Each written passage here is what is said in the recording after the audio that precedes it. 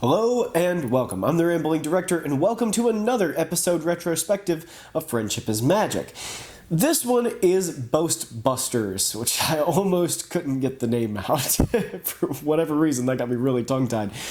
This is an interesting one because it introduces one of my favorite characters, and there's large portions of this episode that I really love, but it does have a major issue with it. It's the first episode I have a truly major issue that I think gets in the way of the story. So let's dive right into it. As we start off this episode, Twilight is doing new magic. She's learned 25 new spells with the help of Spike, of course, the last of which was to give him a luxurious Hercule Poirot style mustache.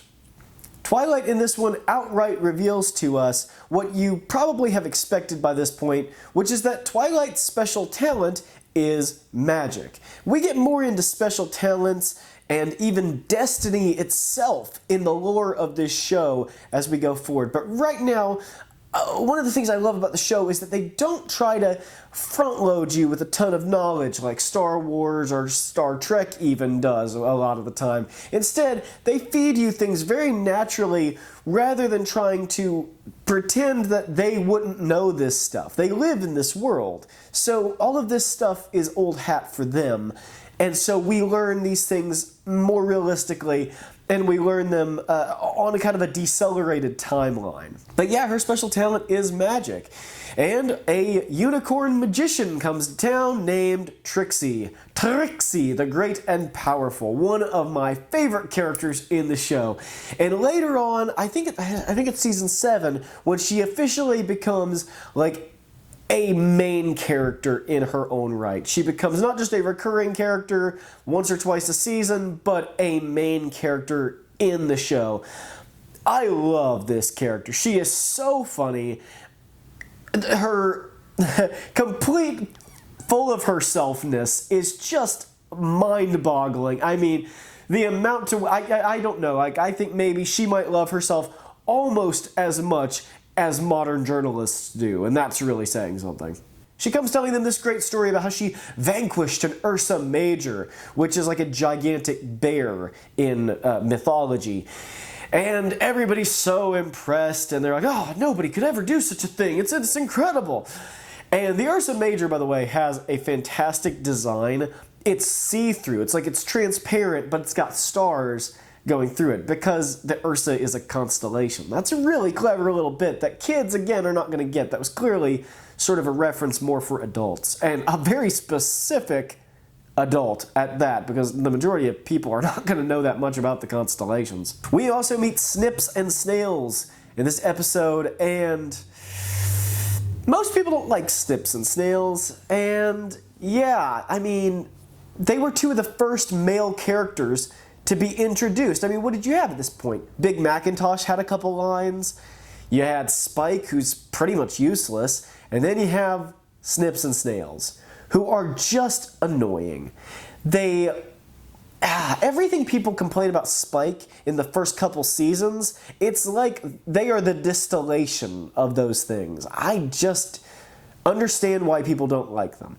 That being said, they're not in a lot of episodes, and later on, in fact, something happens, which I'll get to later, in an episode involving a sport called buckball, which kind of gives you a different appreciation for them as people. So, I don't hate them, but they are quite annoying in this episode, because basically everything bad that happens is their fault, and it's kind of hard to overlook that. But that's not the problem with the episode I mentioned earlier, by the way. The problem that I have with it is that the main 6, minus Twilight, well, actually also minus Fluttershy. Fluttershy doesn't really do anything wrong in this episode, but they kind of become... they're hecklers for the majority of this episode. And it is a little irritating because Trixie is a showwoman, okay? She's just doing her job, trying to earn a living. She's full of herself. She's way too prideful, granted. But she's also just an entertainer trying to do her job. And the main 6 are like, again, minus Twilight and Fluttershy, are like, oh, she's so full of herself, we have to show her up, and they try. And ironically, Trixie actually does show them up in response, which makes them seem like a bunch of jealous jerks. It doesn't really seem, I don't know, it almost makes Trixie seem almost underdog-ish at times. Now, they bring it back from the precipice of that by having Trixie be so full of herself that, I mean, you just love to dislike this girl. She's amazing. And every iteration of her, by the way, is not much better. Even when she becomes a good guy, a main character later, she's still pretty bad. And I like that about Trixie. She changes, actually genuinely changes as a result of a long-term relationship rather than as the result of shooting her with the elements of harmony and turning her good, which happens quite a few times in this series. I mean, even in the sequel episode, when Trixie is outdone, it's because Twilight outwits her. And in this case, in this episode, she outmagics her, but we'll get to that in a second. So Trixie stays in Ponyville for a little while, entertaining Snips and Snails with stories in exchange for their manual labor. They're children. She is exploiting child labor. That's all I'm going to say about that. I don't know the laws of Equestria when it comes to that. Later on, the Cutie Mark Crusaders are working jobs and they're still in what seems like elementary school, so maybe child labor just works differently in Equestria.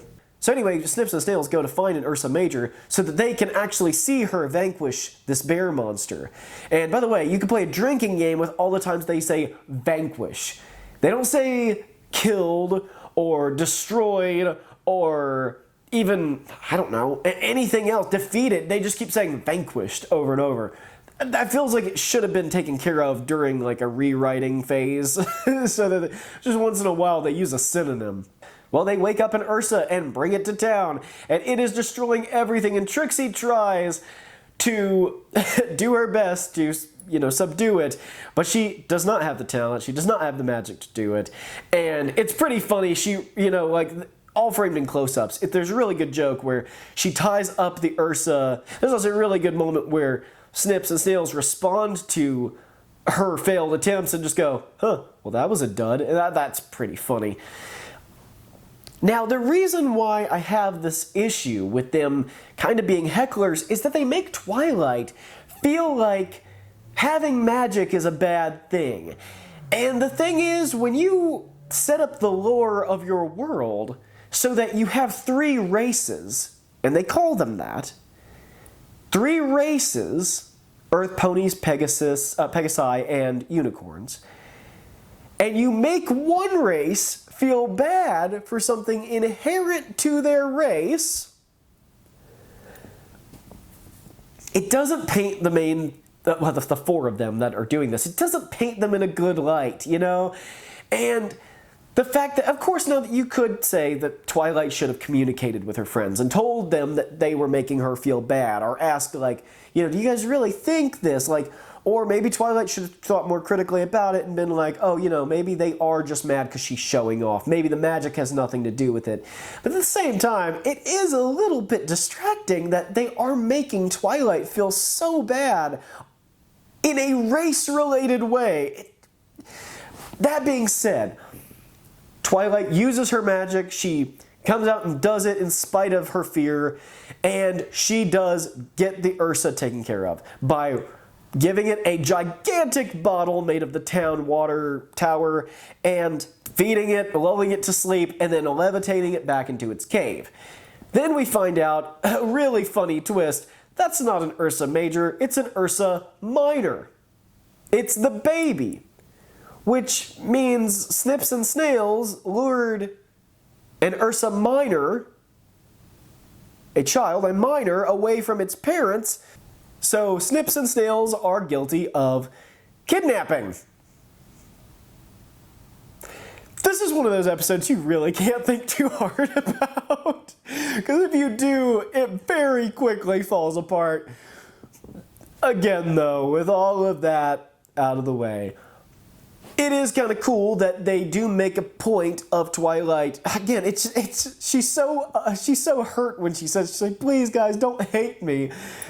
But they do explain to her, like, magic has nothing to do with it. They just didn't like her being a blowhard. And they love that Twilight is magical and that magic is a part of who she is and she should be proud of it. That was a good save. I don't know. Again, it just seems like this episode might have needed another rewrite. But Trixie's character, by and large, is pretty much perfect. I love Trixie. She's such a good character. And as an establishing episode to show her for the blowhard she is, I thought this was perfect. And it starts a running joke with her where every time she leaves, she says her, because she talks in third person all the time, she says her name, throws down a smoke bomb, and runs away. But you will never have the amazing, show-stopping ability of the great and powerful Trixie! So all in all, this is not one of my higher rated episodes in Season 1 as far as the quality goes, but I can never fault an episode that introduces one of my favorite characters in the series. So, take that with a grain of salt. It's definitely worth a watch. Again, you just can't think too hard about it, but I've seen this series dozens and dozens of times, so I have had the opportunity to think way too hard about it.